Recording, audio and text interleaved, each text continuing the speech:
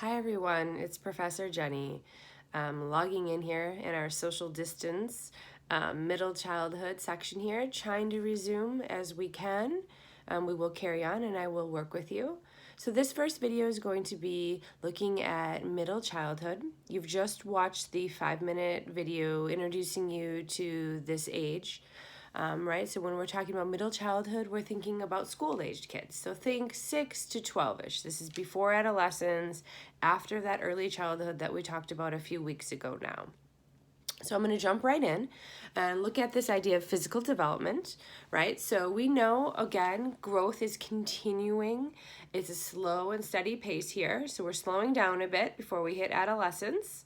We're seeing some gender differences. So our boys, now we're starting to see middle childhood become a little bit more muscular than the females, also slightly taller. For both genders, we're seeing this to be a time to be the lowest body mass index during this time of life. So our body mass index, so we're seeing pretty lean kiddos here, okay? So you can see bodies continue to grow on that third slide. So let's move to the fourth slide called the rise in childhood obesity. So again, we're looking at, middle childhood is an exceptionally healthy time of life. However, we're seeing this epidemic of obesity become more prevalent in recent decades. And we're talking mostly about developed countries. And we're talking about obesity even in middle childhood. So we have a different kind of nutritional problem here than in developing countries, right? And in developed countries, it's not that we don't have enough calories, we have too many calories. So being overweight or being obese, we find those rates to be highest in the most affluent regions of the world. And so we obviously want to look at why do we have increased rates in obesity? Why is there such a large rise, as you can see in the chart here, right? There's a huge, pretty obvious increase in recent decades. So of course, researchers and psychologists want to look at what's changed, what's different. So think about that. What do you think's been different?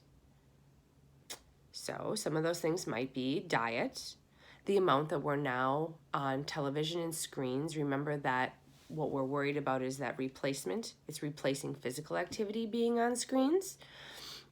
We're also looking at differences in prenatal environments and what we're eating and how we're moving and what's happening in prenatal environments and the changes with that. And we're also looking at changes and looking at things with genetics, of course.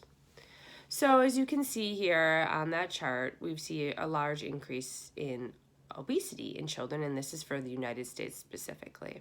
Of course, there's huge consequences for this, right? We want middle childhood to be a time of exceptional health, but unfortunately, we're seeing obesity have both real physical consequences as well as social and emotional consequences for children. So ask yourself, what may be some of these consequences? Right? So we can see things that impact us socially. Being obese increases the likelihood that a child is going to have social exclusion and social problems. We see ridicule and bullying related to weight. Unfortunately, when we look at the studies, we see children associating obesity in other children as undesirable. And we see that these distinctions children will make about someone being obese, using these ugly words like lazy, ugly, stupid, are associated. And so you can see how children then make that association and then how that impacts them socially with exclusion. So we have, of course, then that obesity is going to increase and create a risk factor for emotional and behavioral problems with kiddos. So not only are physical consequences very serious, right? We have increase in diabetes and other health problems that can result, but we have these behavioral problems we're seeing likely related to the social, emotional world, right? And emotional issues. And we also see that obesity is really hard to shake. So it's hard to shake from childhood to adulthood. And so since we know these things, we know that there's increased physical consequences, social, emotional consequences to this. This is something that's being more and more acknowledged. And obviously we're trying to come up with ways to combat the issue. And so ask yourself, what do you think you could do? In your own control of life, of kiddos in your world? Is there anything you can do to look at the rise in obesity? Okay, so that's going to be the end of this first video. You are going to watch a 2-minute video next on motor development, and then we're going to pick back up in another video looking at physical development and changes in motor development etc. All right, signing off for the moment. Click end this video, go back to that worksheet, follow along, watch that video, and you'll be coming back to the second. Thanks, guys.